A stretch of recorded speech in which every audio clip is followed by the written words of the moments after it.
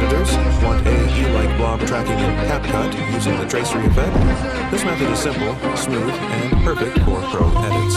Watch the preview, and let's start.